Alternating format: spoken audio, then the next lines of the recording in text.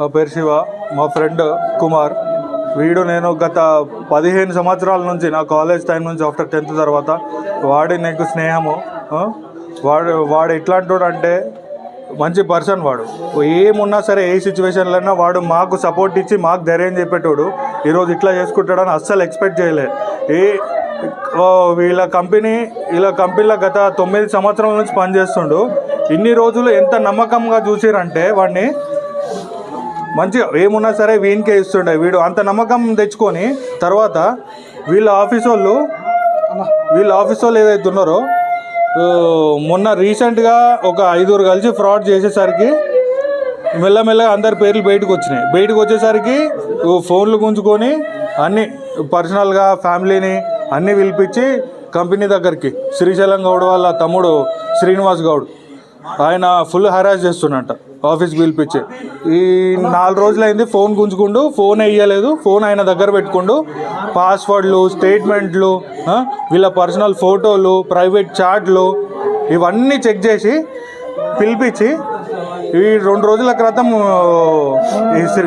తిరుపతి వచ్చిన తర్వాత మళ్ళీ నిన్న సాయంత్రం పిలిపించి కార్ తీసుకొనిరా, నీతో మాట్లాడేది ఉంది అని చెప్పేసి కార్ తీసుకొని పోతే కార్ గుంజుకున్న తర్వాత వాళ్ళ ఎవరైతే లారీ డ్రైవర్స్ ఉన్నారో వాళ్ళతో కొట్టిపించేసి ఇంకా వీళ్ళ పర్సనల్ ప్రైవేట్ చార్ట్లు తీసుకొని వాటి గురించి వీళ్ళు ఏమవుతారు, ఇది ఏంది, ఇదంతా అంటే అదో రకంగా గలీజ్గా మాట్లాడడం జరిగిందట. నేను రాత్రి వాడు వచ్చి నాతోటి అరౌండ్ 11 గంటలకి వచ్చేసి కలిసి మాట్లాడితే వాడు ఇవన్నీ నాకు చెప్పడం జరిగింది. నిన్న మొత్తం వీడికి 1వ తారీఖు కూతురు పుట్టింది, 21 రోజు మొన్న ఫంక్షన్ జరిగింది. వాడేమో హ్యాపీగా ఉన్నాడు కూతురు పుట్టిందని. అంతలోపు ఇది జరిగిందని చెప్పేసి వీళ్ళు నువ్వు ఏమేమి చేసినావో, ఏమేమి జరుగుతుందో నాకు అదంతా, నేను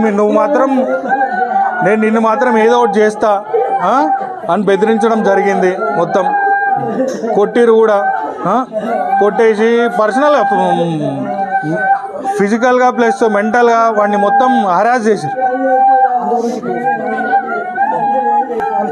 అందు గురించే మొత్తం ఇట్లా చేసేసరికి రాత్రి కూడా ఫుల్ ధైర్యం ఉన్నాడు. ఏమున్నా పోయి చేద్దాం, నేనేం తప్పు చేయలేదు అది అని మాట్లాడినాడు. పొద్దున చూస్తే ఇట్లా ఊరేసుకుంటాడని మేము అస్సలు ఎక్స్పెక్ట్ చేయలేదు. అది ఓకే.